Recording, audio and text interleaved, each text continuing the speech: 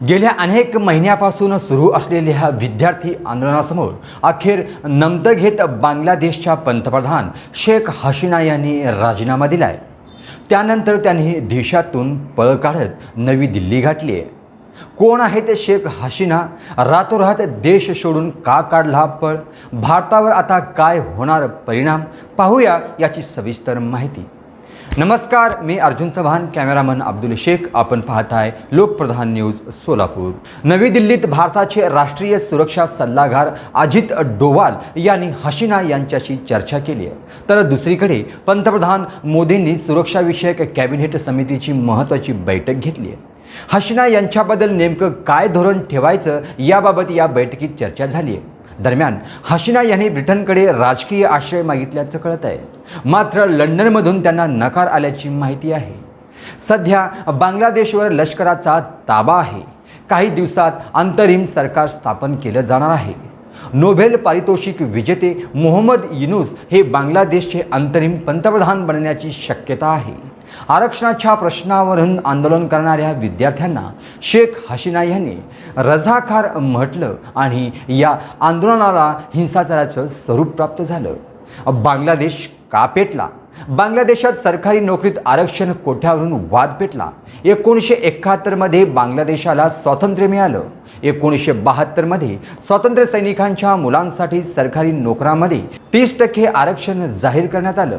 2018 मध्ये शेख हसीना सरकारने हे आरक्षण रद्द केलं, मात्र उच्च न्यायालयाने आरक्षणाची पुन्हा अंमलबजावणी केली। स्वातंत्र्य सैनिकांच्या आरक्षणाचा तिसऱ्या पिढीला लाभ का, असा सवाल विचारला जाऊ लागला। आरक्षण भेदभाव करणारं, नोकरी मेरिटच्या आधारावर मिळावी अशी मागणी होऊ लागली। जून 2024 मध्ये आरक्षण पुन्हा लागू करण्याचे कोर्टाचे आदेश दिले। त्यामुळे बांगलादेशात पुन्हा तीव्र आंदोलन सुरू झालं। ढाका आणि इतर मोठ्या शहरात गेले अनेक दिवस विद्यार्थी रस्त्यावर उतरले आहेत। आंदोलकांना शेख हसीना रझाकार म्हणल्यानं तीव्र संताप व्यक्त करण्यात आला आहे। रझाकार हा शब्द 1971 मध्ये पाक लष्कराला मदत करणाऱ्यांसाठी वापरला जातो। विद्यार्थ्यांचा हिंसक आंदोलनात आत्तापर्यंत 300हून अधिक जणांचा मृत्यू झालाय।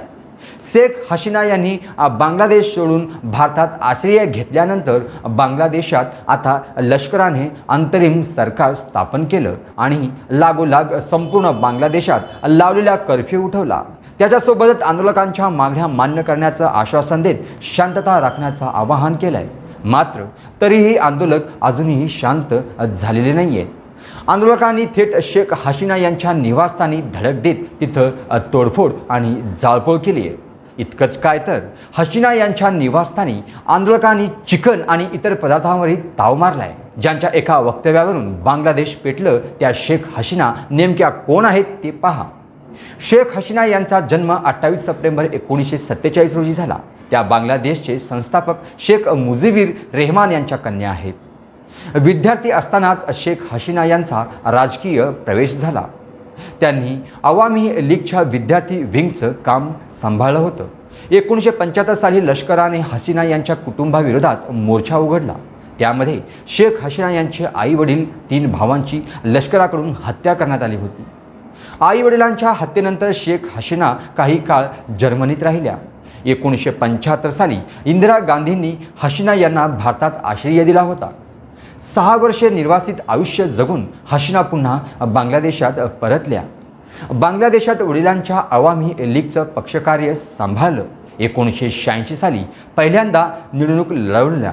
1996 साली हसीना बांगलादेशच्या पंतप्रधान झाल्या। भारत सतर्क। बांगलादेशातील अभूतपूर्व अस्थिरतेनंतर भारतही सतर्क झाला असून भारतातून बांगलादेशला जाणारी विमानसेवा आणि रेल्वे सेवा स्थगित करण्यात आली आहे। त्याचसोबत बांगलादेशच्या सर्व सीमावर बंदोबस्तात वाढ करण्यात आली आहे। बांगलादेशातील या घडामोडींचा भारतावर थेट परिणाम झाला आहे। बांगलादेशात निर्माण झालेली ही अस्थिरता आणि हिंसक परिस्थिती आणखी किती दिवस राहते याकडे भारतासह संपूर्ण जगाचं लक्ष लागून राहिलं आहे। आता काय होणार शेख हसीना यांचं हेही पाहणं महत्त्वाचं ठरणार आहे। मी अर्जुन चव्हाण इथेच थांबतो। अशाच खळबळजनक घटना जाणून घेण्यासाठी आजच आमच्या चॅनलला लाईक करा, शेअर करा आणि सबस्क्राईब करा.